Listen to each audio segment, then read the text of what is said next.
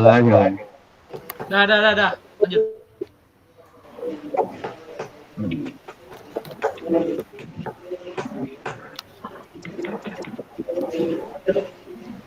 Dah kan? Dah. Baik, Assalamualaikum warahmatullahi wabarakatuh. Perkenalkan, kami dari kelompok 1 dan hari ini kami akan membahas tentang heuristic search bagian teori hill climbing. Tapi sebelum kita masuk ke materinya, izinkan saya memperkenalkan kelompok saya terlebih dahulu. Yang pertama itu ada Muhammad Fauzan. Yang kedua itu ada saya sendiri, yaitu Naufal Ferdian Saputra. Dan yang ketiga itu ada Lutfi Farhan. Dan yang terakhir itu yang keempat itu ada Tiara. Dan yang terakhir itu ada Farid Ramadan. Oke, baik, kita akan masuk ke materinya. Jadi, saya akan menjelaskan tentang apa sih pengertian dari hill climbing.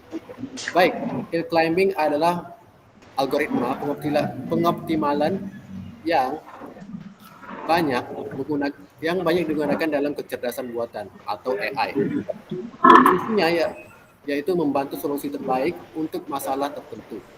Hill climbing digunakan terutama untuk masalah optimasi matematika dalam kecerdasan buatan. Jadi, dalam konsep sederhana, hill climbing dapat dianalogikan seperti ini.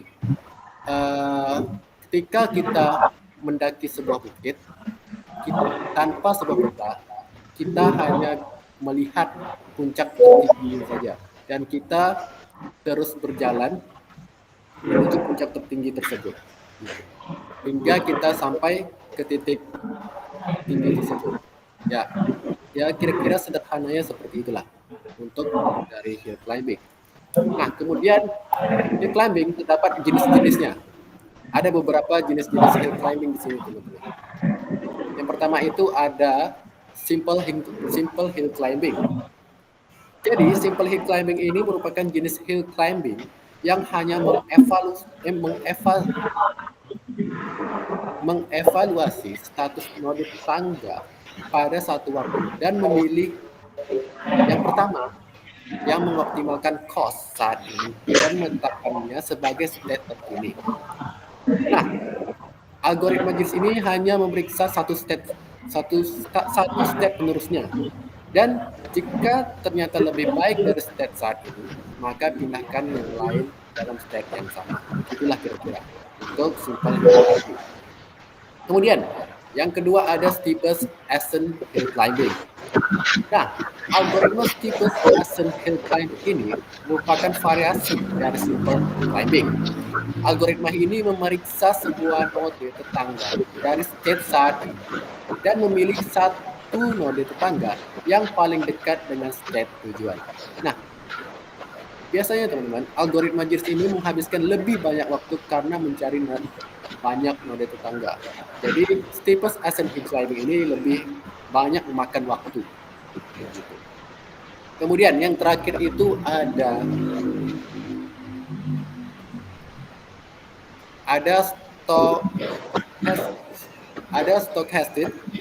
stochastic hill climbing. Jadi, stochastic hill climbing ini tidak memeriksa semua node tetangganya sebelum bergerak. Sebaliknya, algoritma pencarian ini memilih satu node tetangga secara acak dan memutuskan apakah akan memilihnya sebagai state saat ini atau memeriksa state lain. Nah, saya pernah baca, teman-teman. Jadi, hill climbing ini bisa diterapkan dalam pekerjaan-pekerjaan tertentu, teman-teman. Yang pertama itu ada marketing. Hill climbing ini dapat membantu marketing manager untuk mengembangkan secara pemasaran terbaik. Jadi, hill climbing ini dapat membantu dalam hal marketing, teman-teman. Yang kemudian ada robotika. Jadi, hill climbing ini juga bermanfaat begitu dalam pekerjaan robotika karena algoritma hill climbing ini meningkatkan koordinasi berbagai sistem dan komponen dalam robot. Yang ketiga, teman-teman, hill climbing ini berguna juga untuk dalam job scheduling. Jadi, algoritma hill climbing ini banyak diterapkan dalam job scheduling, yang dimana sumber daya sistem dialokasikan untuk tugas yang berbeda dalam sistem komputer. Begitu. Untuk pekerjaan-pekerjaan yang bisa menerapkan hill climbing.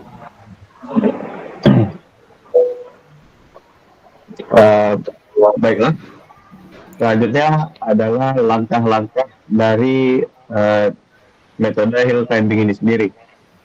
Yang pertama itu adalah inisialisasi. Dalam inisialisasi ini, langkah awal yang dilakukan adalah pilih sebuah solusi awal. Solusi awal ini bisa dipilih secara acak atau berdasarkan pengetahuan awal tentang masalah yang sedang diselesaikan. Contohnya itu bisa dalam masalah penjadwalan. Solusi awal yang baik itu bisa berupa jadwal acak untuk semua tugas. Yang kedua ada evaluasi. Evaluasi ini hitung nilai atau skor dari solusi saat ini menggunakan fungsi evaluasi atau fungsi tujuan yang telah ditentukan sebelumnya. Nilai ini menunjukkan seberapa baik solusi tersebut dalam konteks masalah yang sedang dihadapi.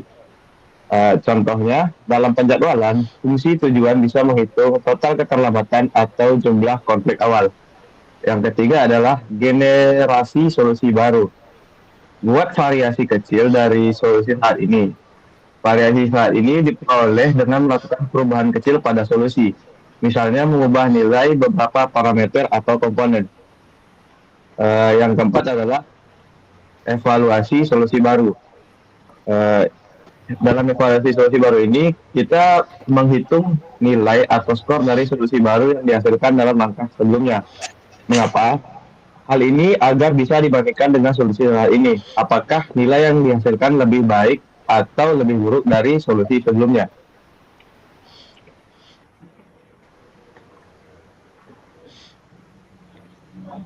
Kemudian adalah pemilihan solusi. Jika solusi baru memiliki nilai yang lebih baik daripada solusi sebelumnya, maka solusi baru tersebut menjadi solusi saat ini. Jika tidak, algoritma ini akan berhenti atau mencoba mencari variasi solusi lain. Dalam algoritma seperti simulated annealing, solusi yang lebih buruk bisa diterima dengan probabilitas tertentu untuk menghindari jebakan lokal atau lokal optimum. Yang terakhir adalah iterasi. Dalam iterasi, kita mengulang langkah ketiga hingga kelima secara berulang sampai kondisi berhenti tercapai, seperti jumlah iterasi yang telah ditentukan. Solusi yang cukup memuaskan telah ditemukan atau tidak ada solusi yang lebih baik yang dapat ditemukan. Jadi, seperti itulah langkah-langkah pengerjaan hill climbing ini.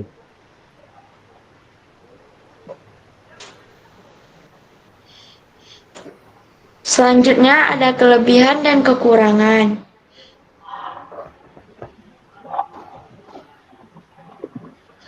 Kelebihan algoritma hill climbing. 1. Kesederhanaan. Salah satu kelebihan utama dari algoritma hill climbing adalah kesederhanaannya. Algoritma ini mudah dipahami dan diimplementasikan sehingga cocok digunakan untuk masalah-masalah yang tidak terlalu kompleks. Yang kedua, ada konfigurasi cepat pada solusi lokal. Algoritma ini cenderung cepat dalam mencapai solusi lokal yang baik dalam ruang pencarian. Jika masalah memiliki minimum lokal yang relatif mudah dijangkau, algoritma ini dapat memberikan hasil yang memuaskan dengan cepat. Yang terakhir, ada penggunaan yang luas. Algoritma hill climbing dapat diterapkan pada berbagai jenis masalah optimasi, mulai dari masalah numerik hingga kombinatorial. Ini membuatnya menjadi alat yang fleksibel dalam mengatasi berbagai tantangan optimisasi. Kekurangan algoritma hill climbing. 1. Terjebak dalam minimum lokal. Salah satu keterbatasan utama algoritma ini adalah kecenderungannya terjebak dalam minimum lokal. Jika solusi awal yang dipilih tidak mendekati solusi optimal global, algoritma ini mungkin tidak akan mampu menemukan solusi terbaik. Yang kedua, ada tidak menjamin optimalitas global.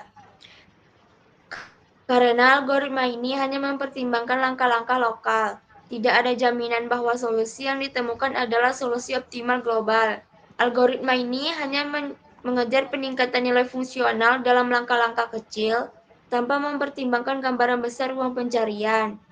Yang ketiga, ada sensitif terhadap pilihan awal. Kinerja algoritma ini sangat tergantung pada pilihan awal solusi. Jika pilihan awal yang buruk dipilih, algoritma ini mungkin akan terjebak pada solusi yang suboptimal. Yang terakhir, ada keterbatasan masalah multimodal. Pada masalah dengan banyak puncak atau mode dalam ruang pencarian, algoritma ini mungkin kesulitan untuk mengeksplorasi berbagai solusi yang berbeda. Ini karena algoritma ini cenderung mengarah ke satu arah, yang lebih tinggi atau lebih rendah, yang dapat mengabaikan puncak lainnya.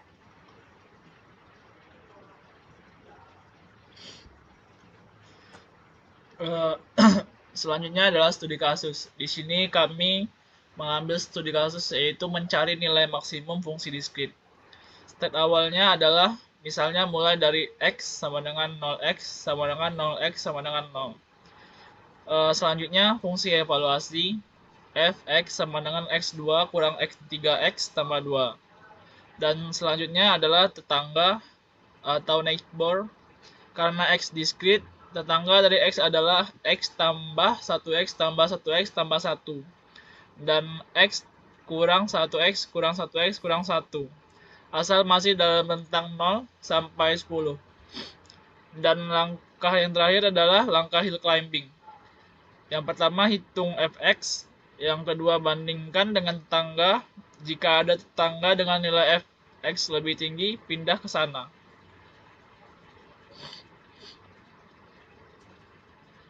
Berikut adalah proses penyelesaian studi kasus.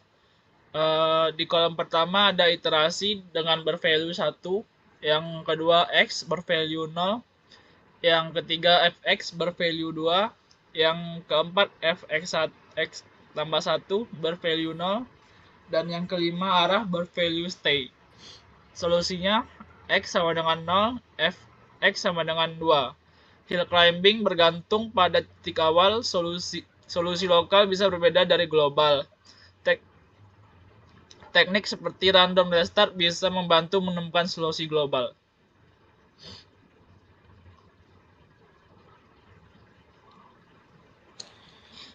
Nah, jadi kesimpulannya yang telah dijelaskan tadi, kesimpulannya ialah hill climbing merupakan algoritma pencarian lokal AI atau kecerdasan buatan yang berguna untuk mencari solusi yang optimal dengan memindah ke keadaan dengan nilai heuristik yang lebih baik. Meskipun efisien, algoritma ini rentan terjebak pada lokal yang maksimum, plateau, atau reach. Untuk variasi-variasi seperti stochastic dan random restart hill climbing dapat menambah elemen acak untuk memperluas eksplorasi ruang solusinya. Sekian. Oke, baik. Jadi dapat kita simpulkan bahwa kita telah menjelaskan beberapa isi dari teori hill climbing. Dimulai dari pengertiannya yang telah saya jelaskan tadi. Kemudian ternyata di hill climbing juga ada jenis-jenisnya. Itu terdapat 3 jenis-jenis hill climbing. Yang pertama itu ada simple hill climbing, kemudian ada steepest ascent hill climbing, dan yang terakhir itu ada stochastic hill climbing. Nah, kemudian ternyata hill climbing juga ada langkah-langkahnya. Yang pertama itu ada inisialisasi, kemudian ada evaluasi, kemudian yang ketiga ada generasi solusi baru, dan yang terakhir ada evaluasi solusi baru yang telah dijelaskan oleh Farid Ramadan tadi. Terus ternyata ada beberapa lagi. Kemudian berarti tadi yang kelima. Yang kelima itu ada pemilihan solusi, dan yang terakhir itu ada iterasi. Nah, kemudian di hill climbing juga terdapat kelebihan dan kekurangan. Jadi ini adalah beberapa kelebihan yang dimiliki oleh hill climbing dan ini ada beberapa kekurangan yang dimiliki oleh hill climbing. Nah, di sini juga terdapat studi kasus yang telah dijelaskan oleh Muhammad Fauzan tadi. Ini contoh studi kasusnya dan ini adalah proses gimana kita menyelesaikan masalah dari studi kasusnya. Baik, begitulah sekian dari kami. Kami mohon maaf jika ada kekurangan kata atau kesalahan dalam pengucapan. Terlebih dan kurangnya saya mohon maaf. Assalamualaikum warahmatullahi wabarakatuh. Warahmatullahi wabarakatuh. Baik, terima kasih semuanya.